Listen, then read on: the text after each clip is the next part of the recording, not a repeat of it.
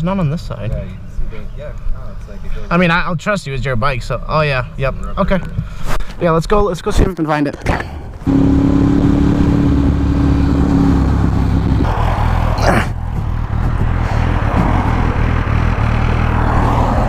Stay.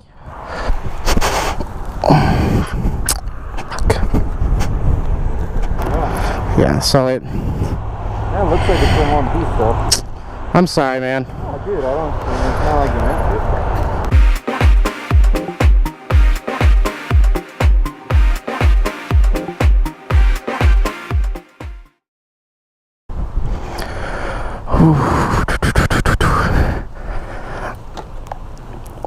Oh my god, you guys, I am so excited. This is honestly one of my dream bikes.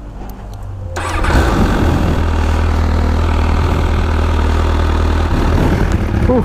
Okay, that's aggressively high. Holy crap. Oh my god. Where's the brake? There it is.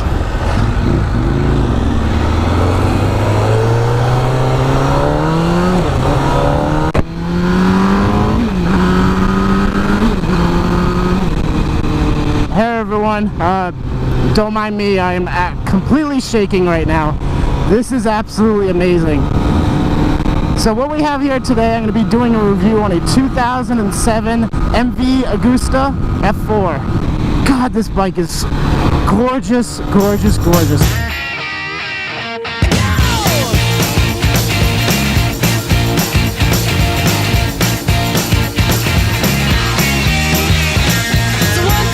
Take my hand and come with me because you look so fine that I really want to make you mine. I say you look so fine that I really want to make you mine. 4, 5, 6, come on and get your kicks. Now you don't need the money when you look like that, do you, honey? I'm not terribly familiar with the MVs or, you know, the F4 platform or anything like that. So, pardon my lack of knowledge. All I'm really going to be doing is going over just kind of the ride of this. I talked a little bit with Joseph about the bike. He's owned it for only a few months now. Oh wow, okay, clutch is very aggressive. Yeah, so he's only owned the bike for a few months now. And he bought it with only 8,000 miles on it, which is not bad for a 2007. So I don't know too much about the MVs or anything like that, but oh my god, this is honestly one of my dream bikes personally to ride. I don't know about to own. I mean, I don't really know anything about them. This is definitely on my bucket list of bikes to ride, and I can't believe I'm riding this thing right now. Alright, so let me put away the little fanboy self, you know, the little 8-year-old self, and let's get into this review. So right off the bat, I've noticed on this thing, it's obviously it's going to have a very aggressive forward lean. You know, it's a crotch rocket.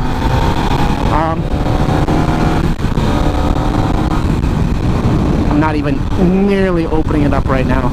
So everything is hugging you right now. Like my butt is being hugged by all this plastic behind it, from the fairings. The fuel tank is, I kid you not, it's like molded around my thighs right now. It actually, the fuel tank actually goes up and over the top of my thighs, and it's such a weird feeling. It's, if you can see that, it goes right over the top of it. It does make it a little awkward when I go to shift though, because I'm about 6 feet tall. I actually have to pull my leg out to the side because I can't clear the gas tank with my knees. So keep that in mind. I don't know if that's something that can be changed with getting a nice set of rear sets for it, but there might be a height limit on this bike, and I think I'm about at the crest of it. So this is a 1000cc inline 4. It's not a V-twin like the Ducati or anything like that. This is a inline 4, just like a Jap bike, makes inline 4 noises. This bike is completely stock. except for the shorty levers. Everything else on this bike is stock. Stock exhaust and everything. Really wish I had an aftermarket exhaust. I would love to hear this thing. But so one thing I noticed about this bike, it either wants to stop or go. It's really not digging this kind of, hey, let's just coast kind of thing. It's either on or off. So one of the things that he mentioned on this bike is that it overheats a lot, so keep that in mind if you are looking at buying one of these bikes. They are not built for, you know, being in the city. They overheat extremely easily, and but I guess when it does overheat, when it hits about 230, the lights will kind of flash, and it'll, you know, kind of warn you, hey, you need to shut this down or something. So do keep that in mind if you are looking at getting one of these bikes. It has a single swing arm. It's just absolutely gorgeous, gorgeous, gorgeous.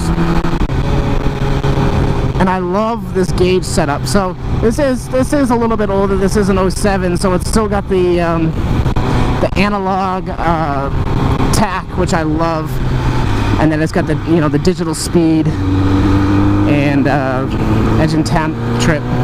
God, this thing just wants to go. This is killing me right now. I'm stuck behind all these people.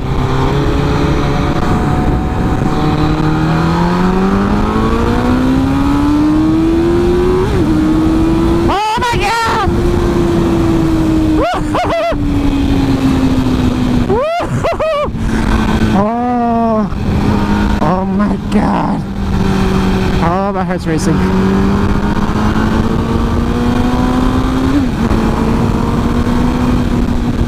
Wow. This bike just hugs you.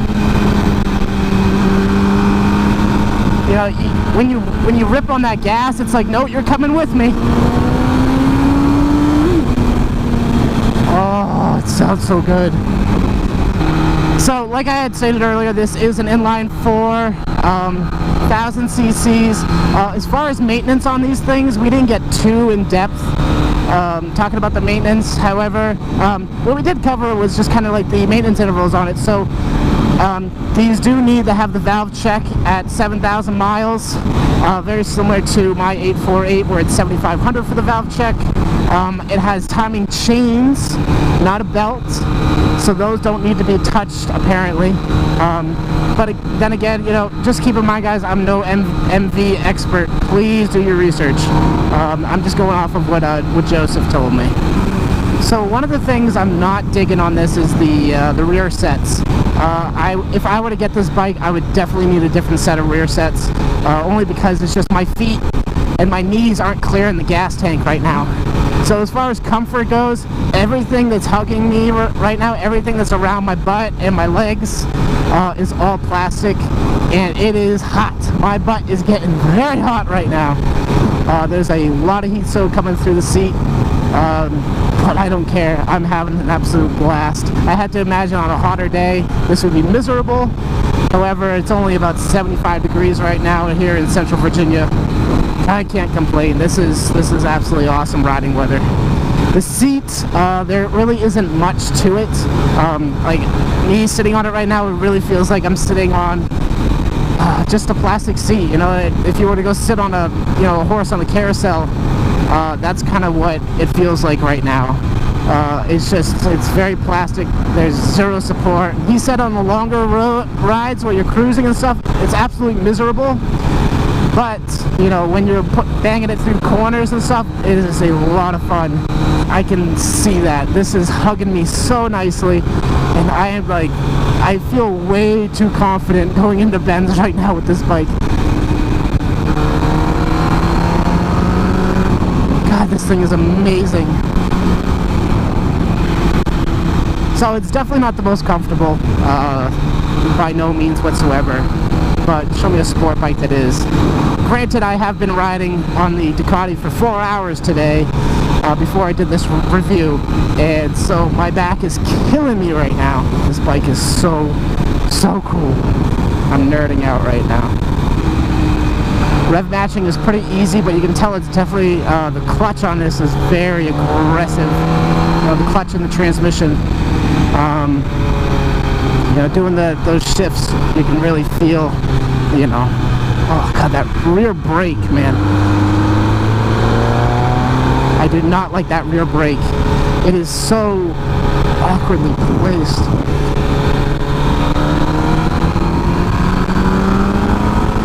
That rear brake is just throwing me off. I'm sure it's one of those things you just got to get used to, but I'm so used to having just the lever right there on my Ducati, and this is just, it's not like right there, you know what I mean?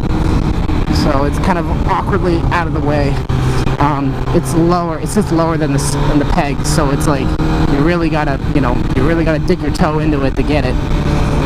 So one of the things to keep in mind when you are owning a rare bike like this, when you have a Ducati or an MV or something, you know, a bike like that where they're considered rare and not really popular, I guess you could say, just keep that in mind where your geological location is in reference to, you know, bike performance shops. I don't know about this, but I have to imagine a bike like this, you showed up to a regular motorcycle shop, they would probably turn you away. The only reason being is that they're not going to have the tools for it. They're not going to be comfortable working on the bike just because of what it is.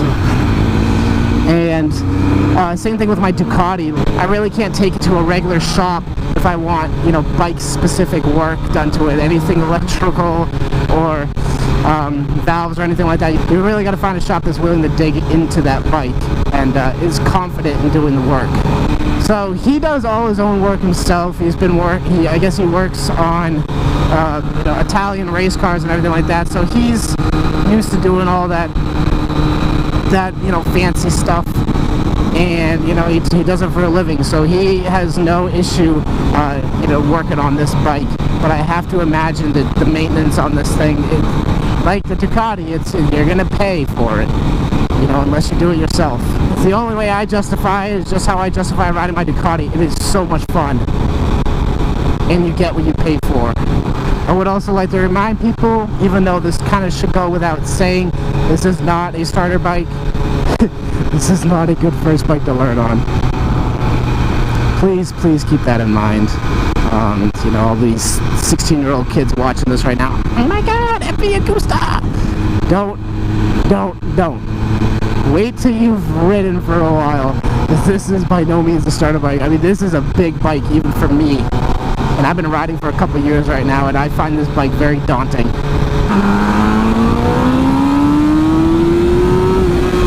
Jesus Christ. Holy... Oops, I'm gonna have to bleep that out. Oh, my heart is gonna pop out of my chest. On that second gear pull, I could feel the front just getting a little light. And I wasn't even full throttle into it. I'm honestly scared to go full throttle into this thing. That first gear, I was going maybe 75%, maybe.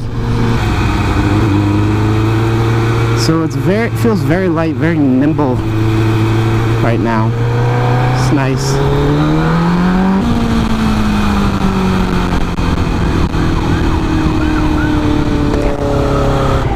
Oh boy. I'll get you nice registration money. Of course. This is his bike, by the way. His bike? Yeah, I'm doing a motovlog, a review on it. Alright guys, well that sucked. I got my golden ticket, guys. Reckless driving. 70 and a 45. It's my second ticket. I really shouldn't be in Virginia. They're a bunch. They do not like. They don't like me, apparently. On another note, the bike's a lot of fun.